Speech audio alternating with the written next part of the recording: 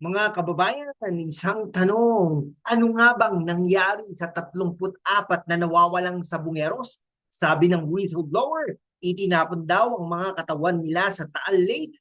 Pero ngayon, lumalabas na hindi lang doon, ha? May iba pang lugar na iniimbestigahan ng PNP. Kamusta kayo mga kaibigan sa Pilipinas, US, Canada, Saudi, Japan at sa buong mundo?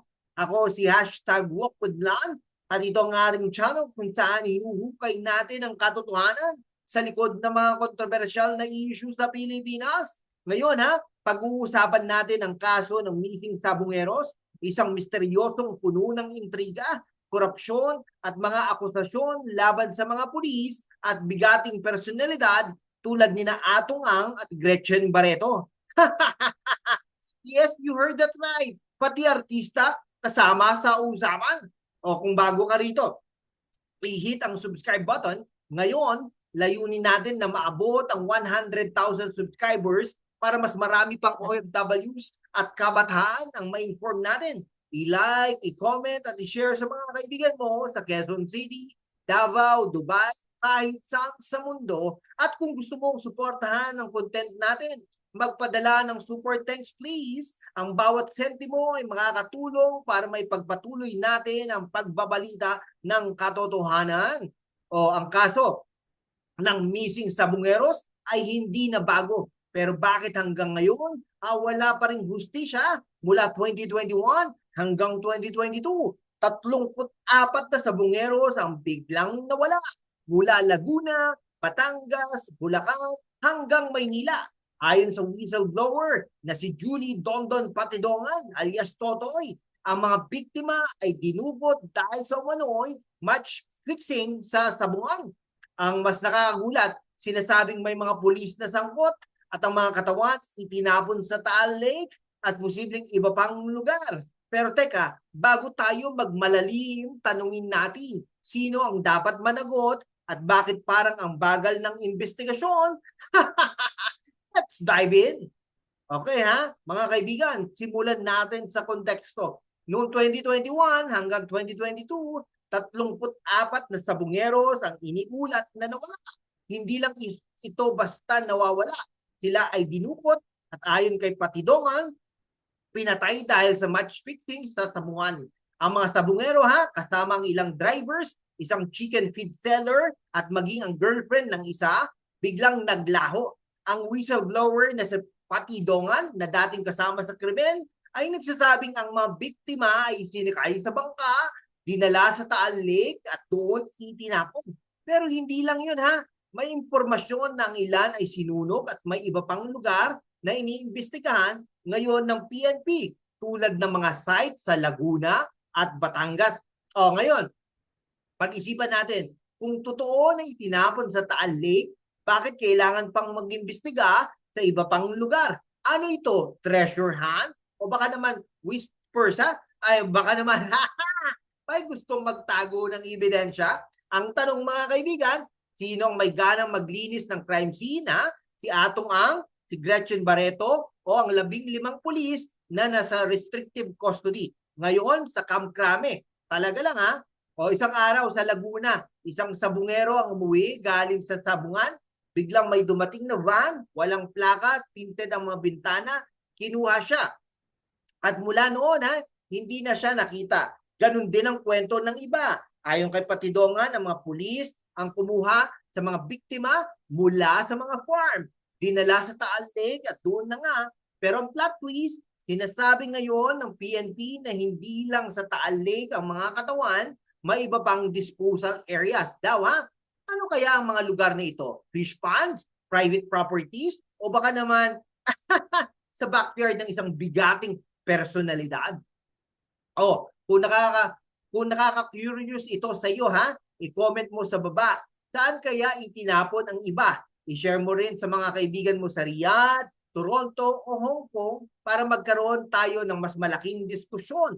At huwag kalimutang i-hit ang subscribe button para sa mas maraming ganitong content. Ang PNP sa pangunguna ni General Nicolas Torre III ay nagsasabing seryoso sila sa investigasyon. Pero let's be real, Bakit ngayon lang umiinit ang kaso, ha? Noong July 7, 2025, sinabi ni Torre na 15 pulis ang nasa restrictive custody sa Camp Crame dahil sa umano'y pagkasangkot sa pagdukot at pagpatay. Si Patidongan pa nga nagbigay ng impormasyon ng mga pulis ang kumuha sa mga sabungero at ibinigay sa isang grupo na gumawa ng pagpatay. Sa isang banda, commendable ang PNP dahil inaksyonan nila ang mga akusasyon. May mga pulis na nasa kustodiya at iniimbestigahan na rin ng iba pang lugar tulad ng Laguna at Batangas. Okay, pero sa kabilang banda, bakit kailangan maghintay ng 3 taon bago magkaroon ng ganitong aksyon? At bakit parang may mga impormasyon na hindi pa nilalabas?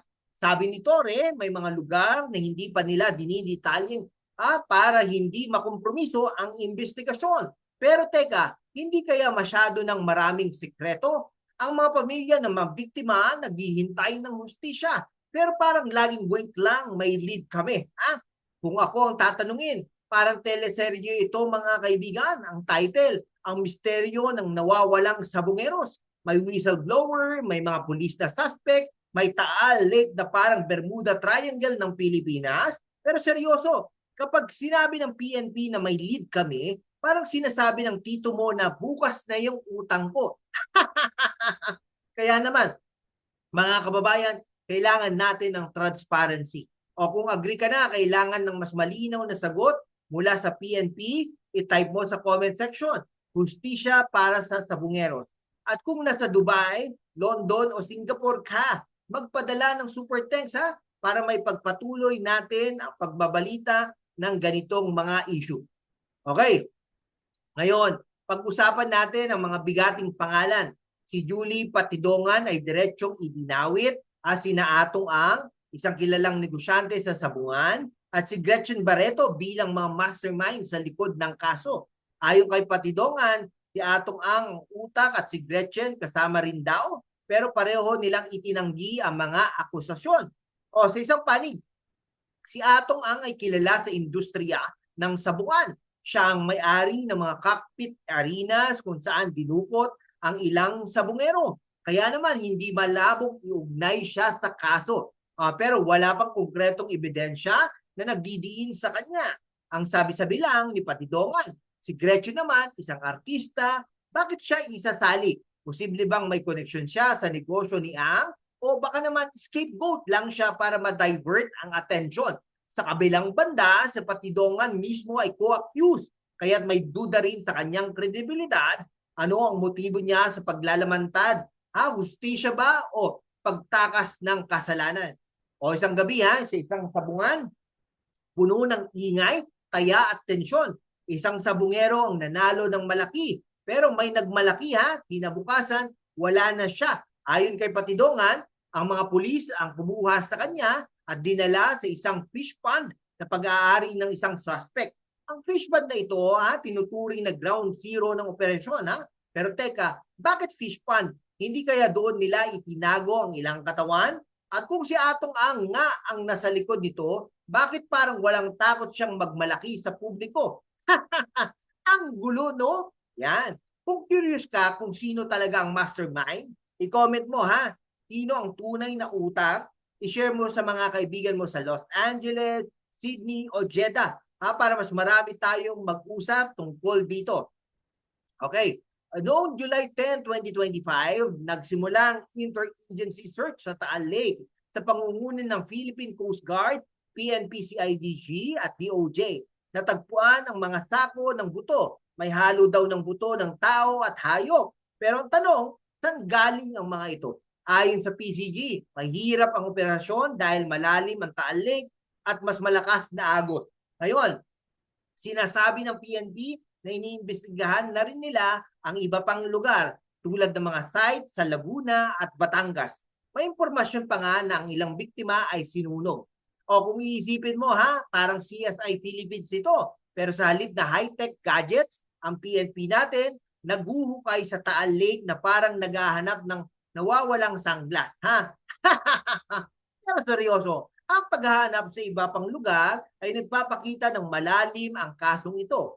Kung totoo na may iba pang disposal areas, bakit hindi pa natin alam kung saan? At bakit parang ang tagal bago natin ma-identify ang mga buto?